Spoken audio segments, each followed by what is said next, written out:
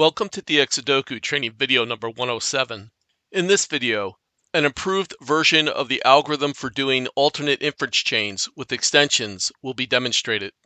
There are three changes or improvements to the algorithm presented in dxSudoku video number 106. First, I included a list of my preferred puzzle solving techniques to use before and after using AICs with extensions. Second, I show a much better way of choosing the first candidate to use in our AIC chaining sequence. And third, I show a way of increasing the number of candidates we can target with our AIC chaining sequence. There's only one prerequisite video for this video. Here's the new puzzle solving algorithm. Take a closer look at step 2. Although AICs with extensions make most of these techniques unnecessary, using these techniques are just faster in eliminating candidates than doing AIC chaining sequences. Also, I decided to stop looking for nice loops since this improved algorithm works so well. And I've dropped bi-value elimination or bifurcation from this list since this new AIC with extensions works just as well and removes candidates solely based on logic. But I still think it's pretty cool to be able to do BVE on a cell phone app. I kept MVE because MVE is the only way to solve ultra extreme puzzles, which usually start out having no either or links, which are needed for doing AIC chaining sequences. I'm sure there are classes of puzzles this puzzle solving algorithm will not work with. But for me, the classes of puzzles this algorithm solves are the ones I have the most fun solving.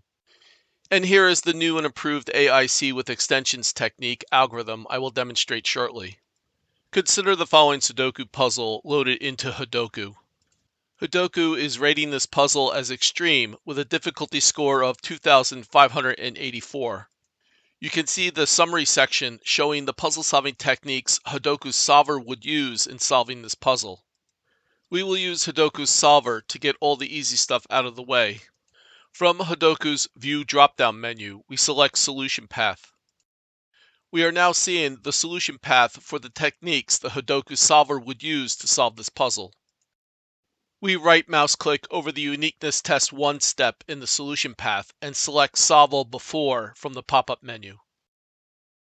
Sudoku has solved the puzzle up to the Uniqueness Test 1 step in the solution path. The Uniqueness Test 1 step is now showing as the next hint in the puzzle. We hit the Escape key on our keyboard and we are now ready to begin searching for AICs. The AIC technique with extensions demonstrated here will blow past any uniqueness techniques.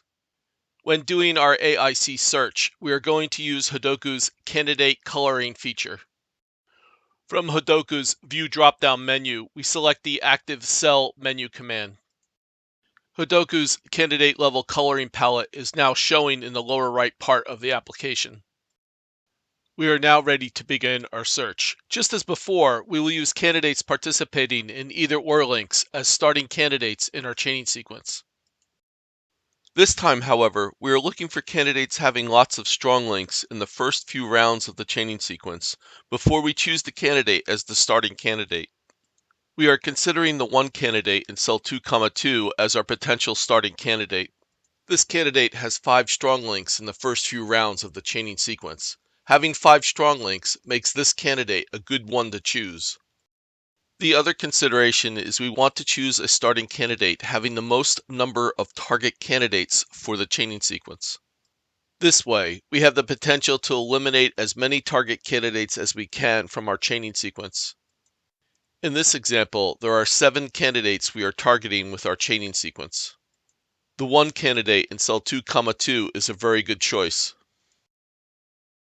However, take a closer look at the 4 in cell 2, 9 as a possible starting candidate. I'm choosing this candidate as the starting candidate to our chaining sequence because I want to show you a new feature to this technique. This starting candidate has 8 strong links in the first few rounds of the chaining sequence.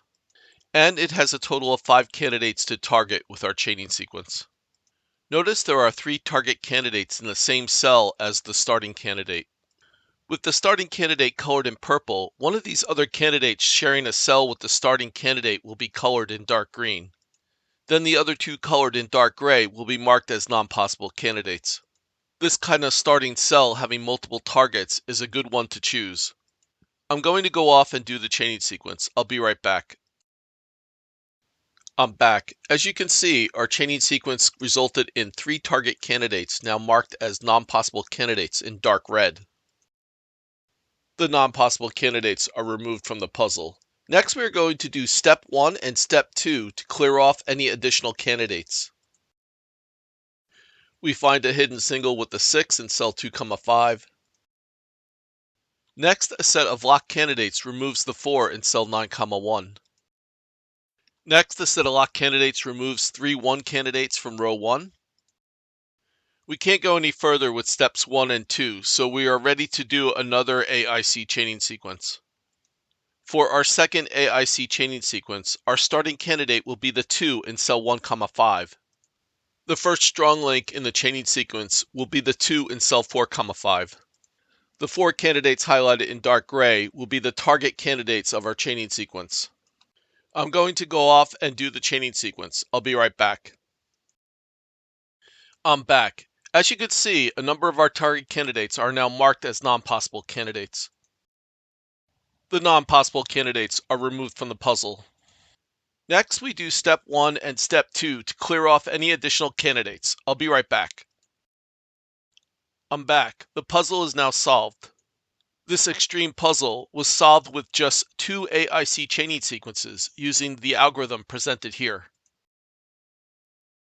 This completes dxSudoku training video number 107. Please support dxSudoku. Thank you for watching.